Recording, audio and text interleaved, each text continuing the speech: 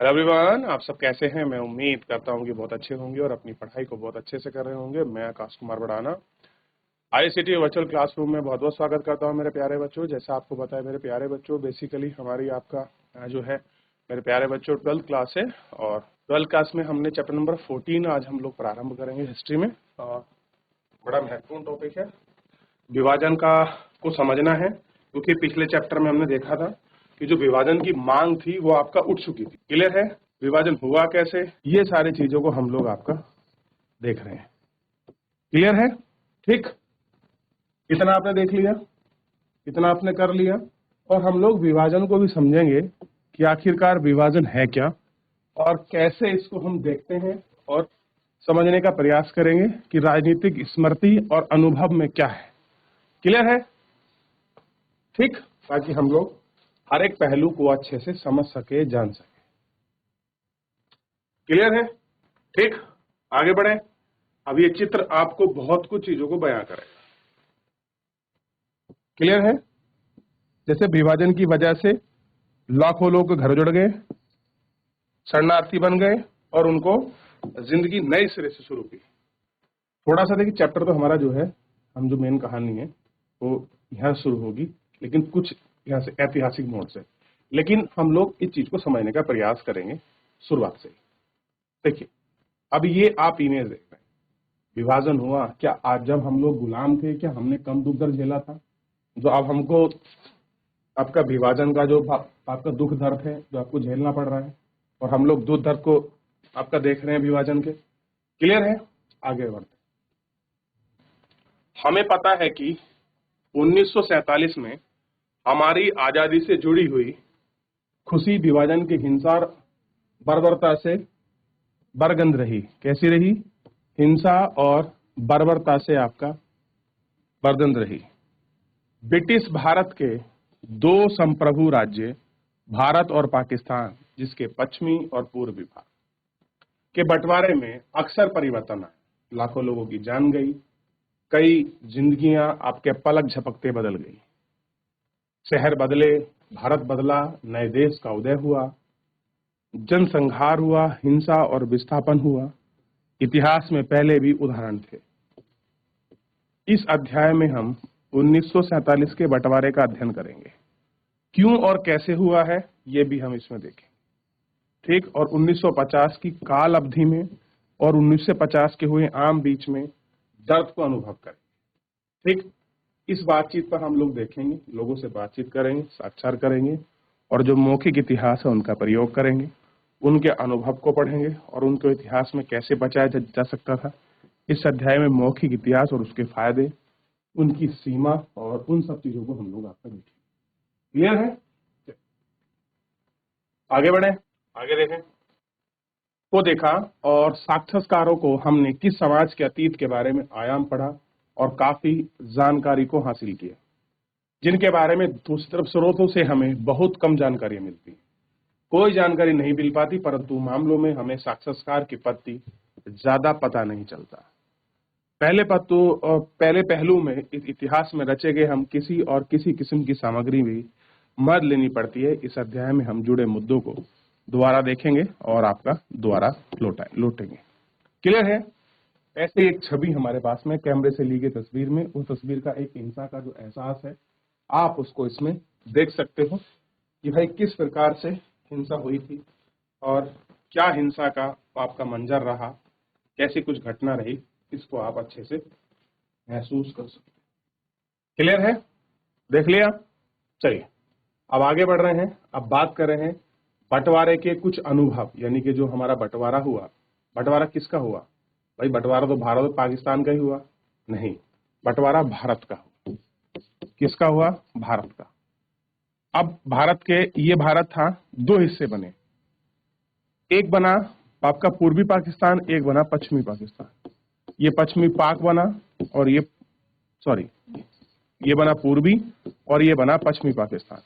तो दो पाकिस्तानों में बांटा है। जिसे हम आज बांग्लादेश देखते हैं, एक जमाने में ये कभी पूर्वी पाकिस्तान था।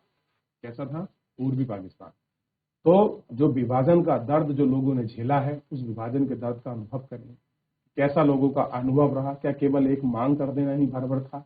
या उसके आगे की जो समय लोगों ने झेला है वो कितना कठिन रहा, ये देखना भी हमारे लिए बहुत ज्यादा जरूरी है कि भाई आखिर में हुआ कैसे।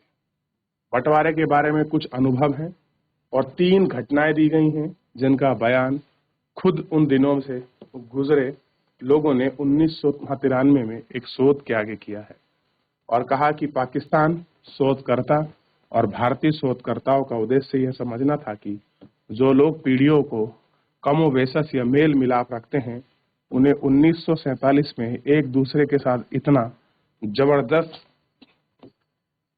आपका कैसे कहर ढाया, ये हमको देखना।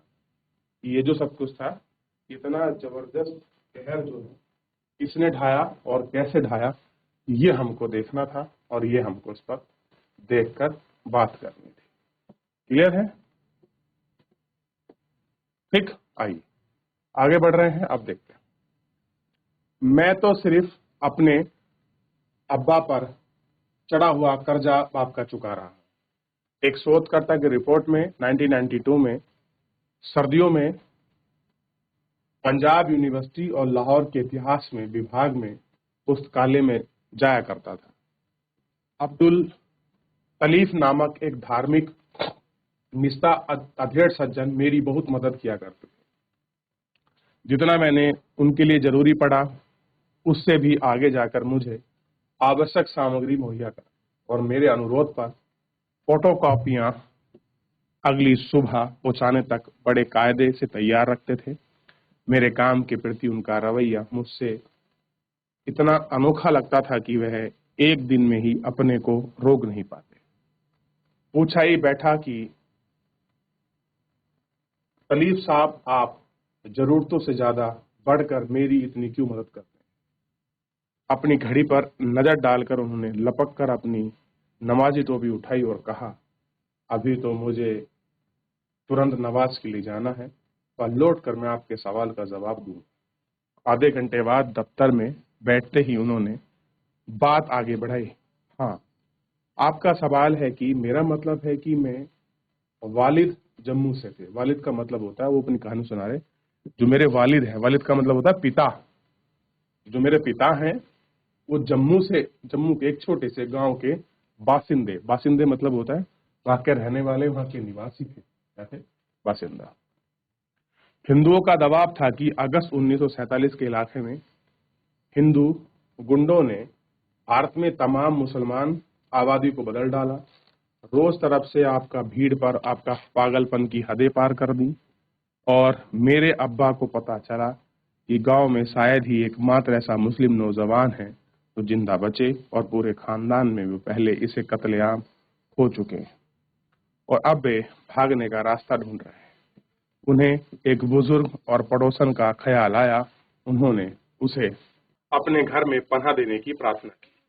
वे अब्बा की मदद को में राजी हुए मगर बोली, बेटी, तुम यह छिपते हुए तो लोग तुम्हारे यहाँ ही धरे जाएंगे, इससे कोई फायदा नहीं होगा।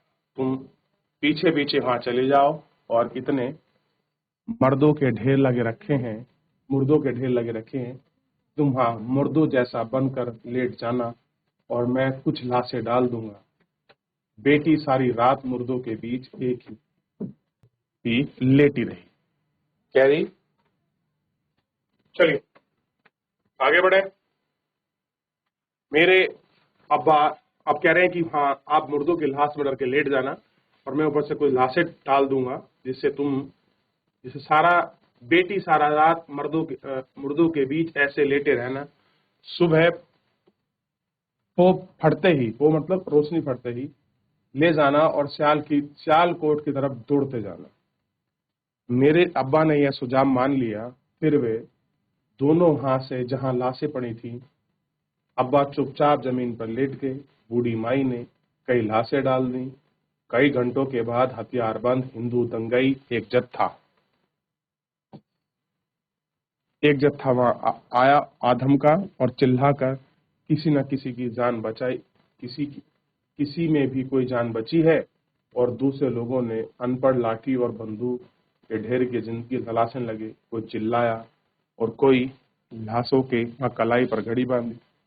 राइफल के आपका कुंदा जोर से अब्बा की उंगली पर देकर मारा।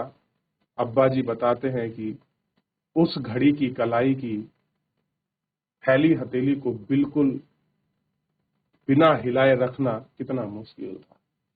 किसी तरह कुछ सेकंड तक वो ऐसा कर पाने में कामयाब रहे।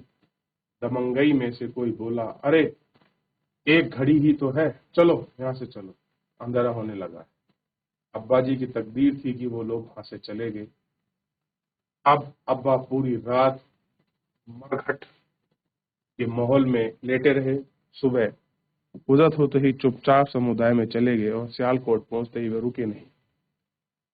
मैं आपकी मदद इसलिए करता हूं कि एक हिंदू भाई ने मेरी अब्बा के लिए मदद की थी और मैं सिर्फ अपने अब्बा पर चढ़ा हुआ कर्जा चुका रहा। मगर मैं तो हिंदू नहीं, मैं सिख खानदान से हूं। हद से हद मिले जुले हिंदू सिख खानदान से हूं। मैं ठीक ठाक नहीं जानता हूं आपका मजहब क्या है, पर आपके केस भी नहीं रखे हैं और मुसलमान भी नहीं हैं। मेरे लिए तो आप हिंदू ही हैं। जो पढ़ा है वो बहुत आप करता हूं। मैं इसलिए एक हिंदू माई ने मेरे अब्बा की को बचाया था। एक तरफ मारने वाले भी लोग वो थे और एक तरफ बचाने वाले। तो इंसानियत सबसे बड़े होती है। तो मैं कहूँगा हिंसा का जो दौर था, बहुत बड़े मंजल का दौर लोगों ने झेला है। उस बंटवारे को लोगों ने बहुत बुरे दौर से झेला है कि वो किस तरीके का बंटवारा था, वो लोगों के जीवन को अलग करने वाला। बरसातों में हो गए मैं किसी पंजाबी मुसलमान से नहीं मिला। बरसों हो गए कि मैं किसी पंजाबी मुसलमान से नहीं मिला। शोधकर्ताओं का दूसरा किस्सा लाहौर के एक यूथ हॉस्टल के मैनेजर के बारे में। मैं जगह की तलाश में हॉस्टल गया और वहां मैंने तुरंत अपनी नागरिकता की घोषणा कर दी।